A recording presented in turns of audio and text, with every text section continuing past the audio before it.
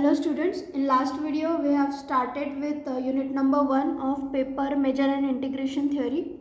So in this video we will continue with some theorems based on outer measure. So first theorem in this video is the outer measure of an interval is equal to its length. We have to prove that the outer measure is equal to its length.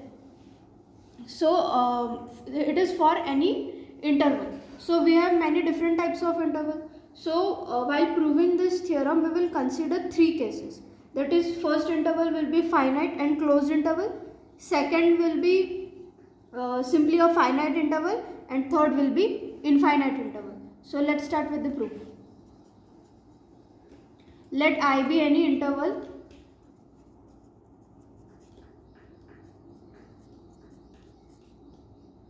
Therefore, we consider here three cases.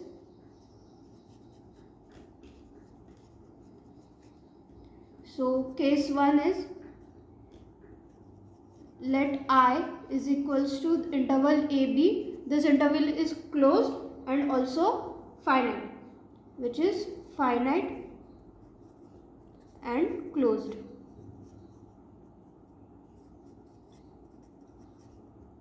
Now, this finite and closed interval AB is a subset of open interval A minus epsilon and B plus epsilon for any epsilon greater than 0. So therefore we have outer measure of the interval AB, that is the outer measure of interval I, is less than or equals to the length of this interval, that is B plus epsilon and minus A minus epsilon. The length of this interval will be difference between its two endpoints. So B plus epsilon minus A plus epsilon, which is B minus A plus twice epsilon, where epsilon is arbitrary.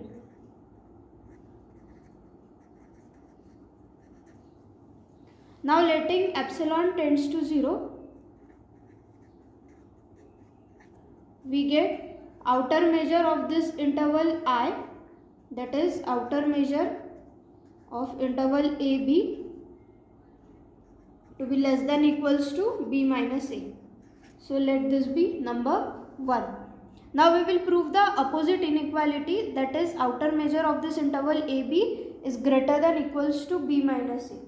So for that, now we prove this opposite inequality, that is outer measure of I is greater than equals to B minus A.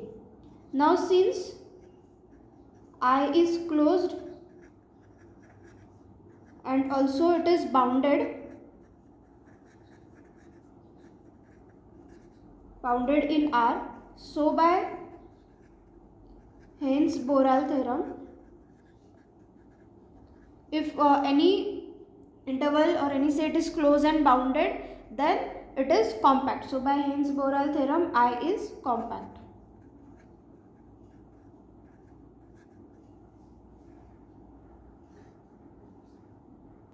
So therefore by definition of compact set, a countable collection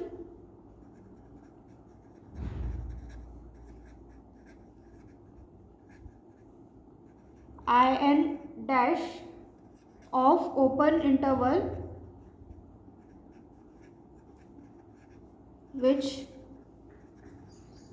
covers I has a finite subcollection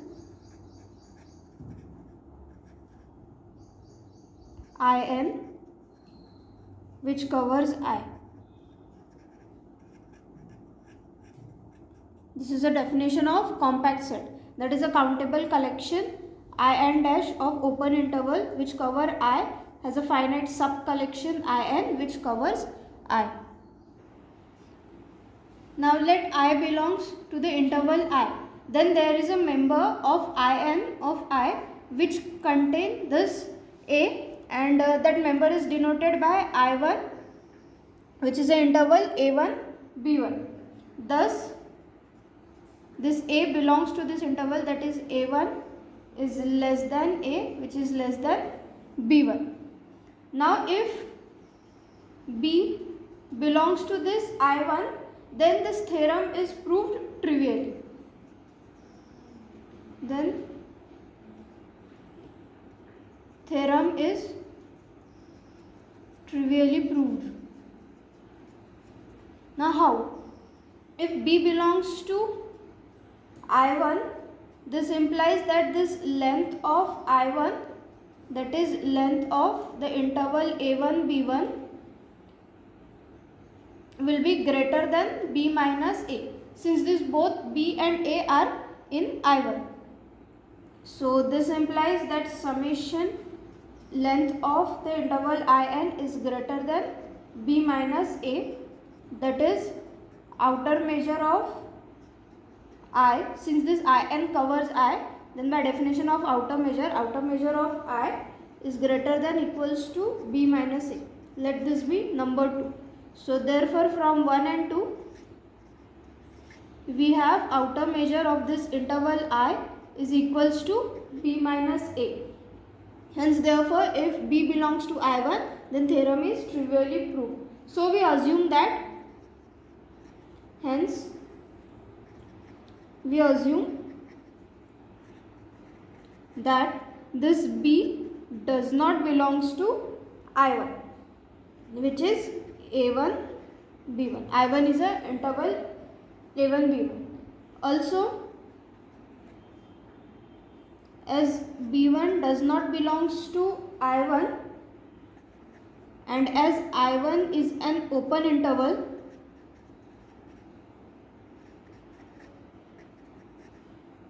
there is a member of a finite cover. Therefore, there is a member of that finite cover, that is In. So let that member be I2. So there is a member of finite cover, say I2, which is A2 B2, and this this member of that finite cover now contain B1, which contain B1, that is A2 is less than B1 is less than B2. Now again, if B belongs to this interval, then theorem is trivially proved. So we will consider that B even does not belongs to this interval. So now if B belongs to I2, then theorem is trivially proved. So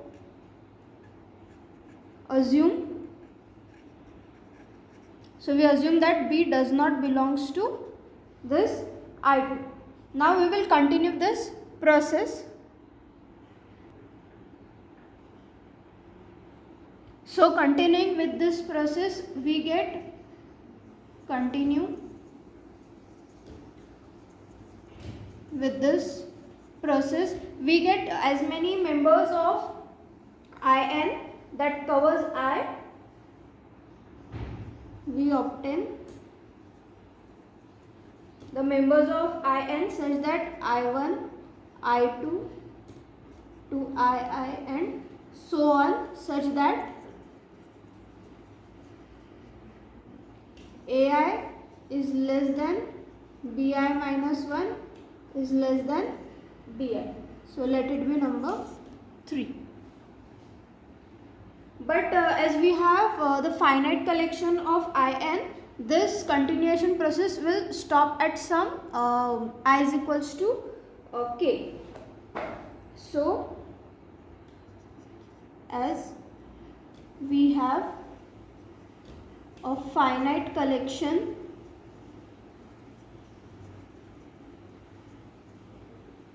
of In which covers A, which covers I, hence this process of getting this I1, I2 will stop. Hence this process of getting I1, I2 up to so on must be stopped.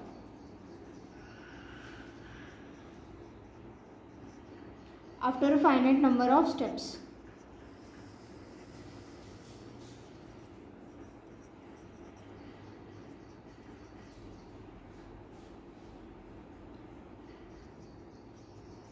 Suppose it stopped with Ik, which is equals to Ak, Bk, where Ak is less than B, less than Bk. That is the number B contained in this interval. So now summation of n is equals to 1 to k length of In. We will take summation of all these interval. So it will be like summation of length of I1 plus length of I2 plus up to so on plus length of Ik. So length of I1 will be B1 minus A1 plus length of I2 will be B2 minus A2 plus up to so on length of Ik will be Bk minus Ak. So we will reverse this. So we get Bk minus Ak plus Bk minus 1 minus Ak minus 1 plus up to so on plus B2 minus A2 plus B1 minus A1. Now just rearranging this term, we get Bk minus Ak minus Bk minus 1 minus Ak minus 1 minus Bk minus 2 minus up to so on minus of A2 minus B1 minus A1.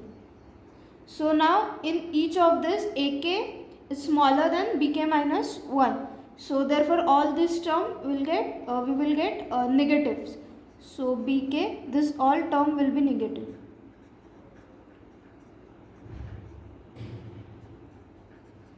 Minus A1. Now this minus and this negative term, this all get positive, and finally we get this whole term will be greater than Bk minus A1, and this Bk minus A1 is greater than B1, this is greater than B minus A. This is greater than B minus A.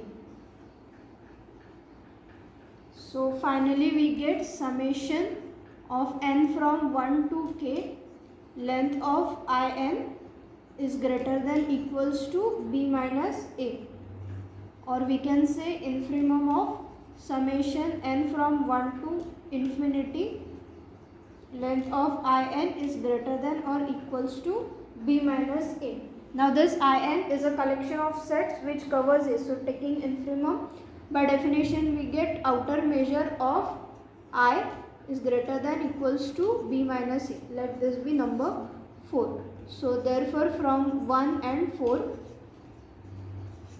finally we get outer measure of I is equals to its length of that interval, that is B minus A, which is length of the interval I. So let this be number 5. Now case 2. Here we will consider the interval to be a finite. So let I be any finite interval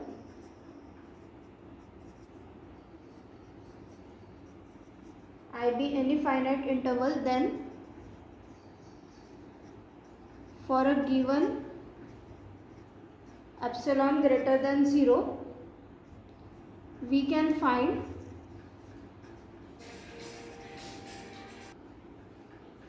a closed interval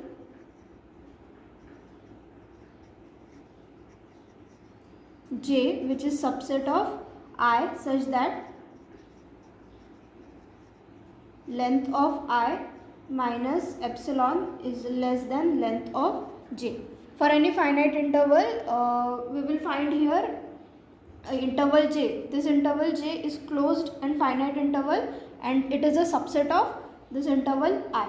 So therefore this length of interval I minus epsilon is less than length of interval j. So length of interval I minus epsilon is less than outer measure of j. We know that from this 5, the outer measure of any closed interval, finite closed interval, is equals to the length of that interval. Now here j is closed interval and also it is finite and closed interval. Therefore it is equals to length of that interval. So length of j can be replaced by outer measure of j. So this is by 5. So therefore length of I minus epsilon is less than equals to outer measure of I. Since this j is a subset of I, outer measure of j is less than equals to outer measure of I. So which is less than equals to outer measure of I bar. Here I is again a subset of I bar, that I bar is closed. Therefore that implies that outer measure of I bar is equals to the length of I bar. So therefore this is equals to length of, this will be less than length of I. Now since here epsilon is arbitrary,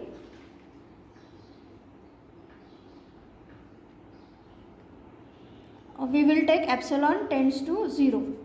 So as epsilon is arbitrary, let epsilon tends to 0. So we have length of I is less than equals to length of I bar. So here we get length of I, which is less than equals to measure of, outer measure of I, which is less than equals to length of I bar, which is less than again length of I. So from this we get measure of, outer measure of I equals to length of I. So therefore outer measure of I is equals to length of I, and here I is any finite interval. Now case 3. Here let I be any infinite interval.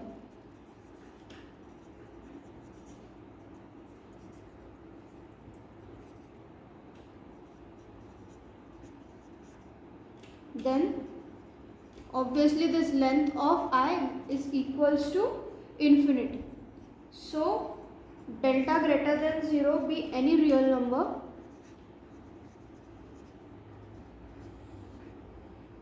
then there is a closed interval j, which is a subset of I, such that length of this closed interval j is equals to delta. Now outer measure of I is greater than equals to outer measure of j, which is equals to length of j by 5, which is equals to delta. So this implies that outer measure of I is greater than equals to delta. So again this implies outer measure of I equals to infinity equals to length of I. So considering above all 3 cases,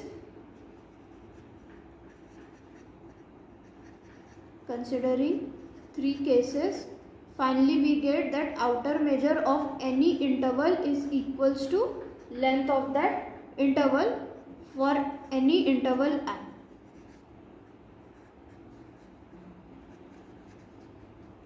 Hence proved.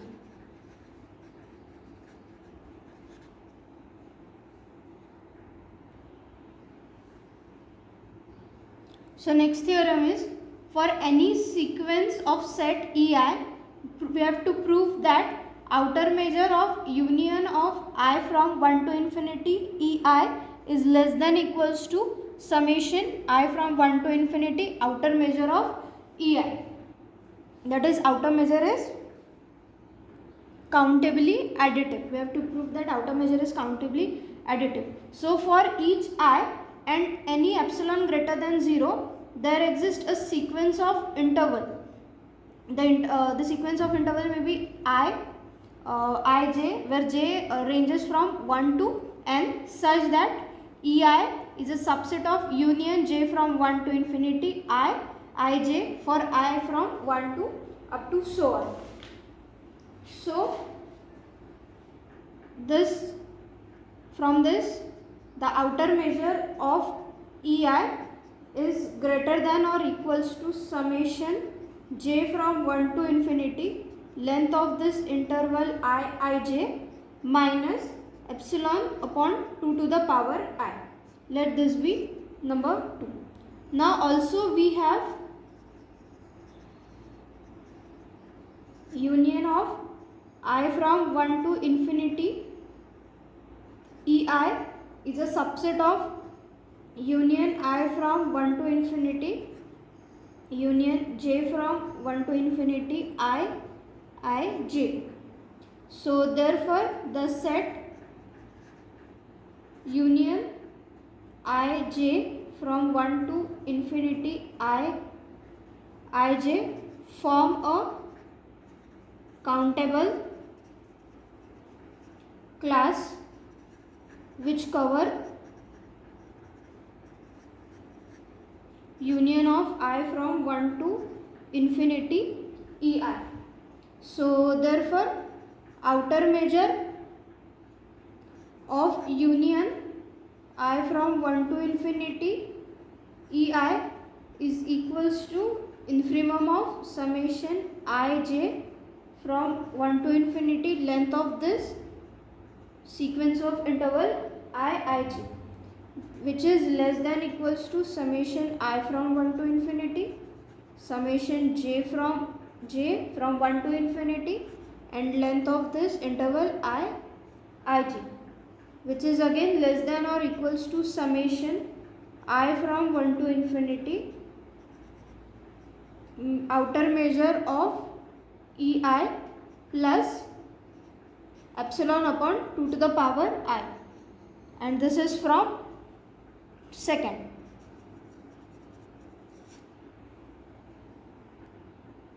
So this is from 2 and which is also less than or equals to summation I from 1 to infinity outer measure of ei plus epsilon summation I from 1 to infinity 1 upon 2 to the power I. So this is less than or equals to summation I from 1 to infinity outer measure of ei plus epsilon, and this is summation I from 1 to infinity 1 upon 2 to the power I is 1. So we get summation I from 1 to infinity outer measure of ei plus epsilon. So since this epsilon is arbitrary,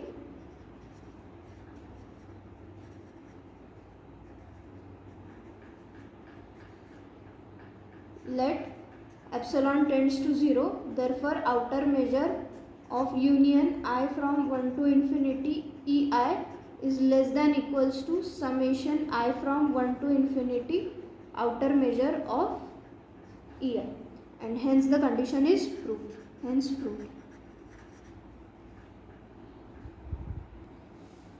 So in next theorem we have to prove that for any set A and epsilon greater than 0, there is an open set B containing A such that outer measure of B is less than equals to outer measure of A plus epsilon. So let's start with the proof. Let A be any set, then consider a collection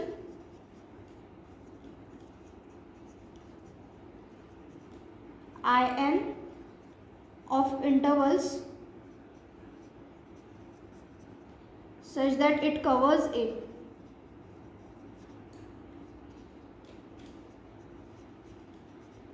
That is, A is a subset of union of In.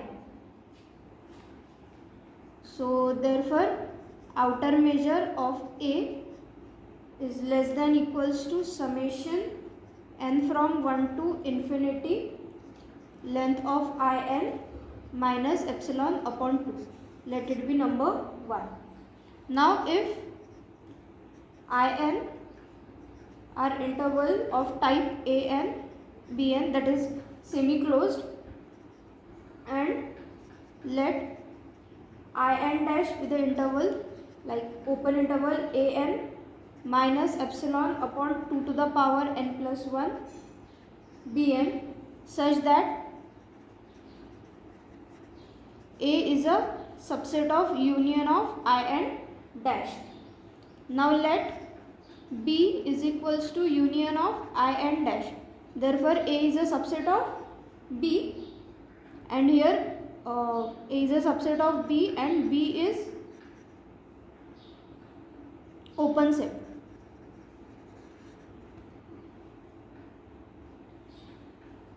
As all In dash are open, and therefore B is also a open set. So therefore outer measure of B is less than equals to summation n from 1 to infinity length of In dash, so which is equals to summation n from 1 to infinity length of In dash is Bn minus An plus epsilon upon 2 n plus 1. So which is less than equals to summation n from 1 to infinity Bn minus An plus summation n from 1 to infinity epsilon upon 2 n plus 1. So from this it implies that summation n from 1 to infinity, this Bn minus An is length of the interval In. So it can be replaced as length of In plus epsilon. This is summation n from 1 to infinity 1 upon 2 to the power n plus 1 is 1 upon 2.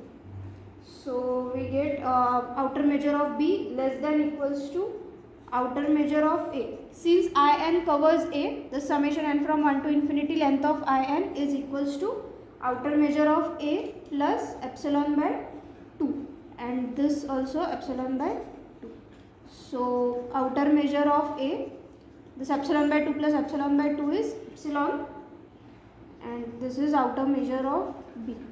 So therefore this implies that outer measure of B is less than equals to outer measure of A plus epsilon, and hence proved.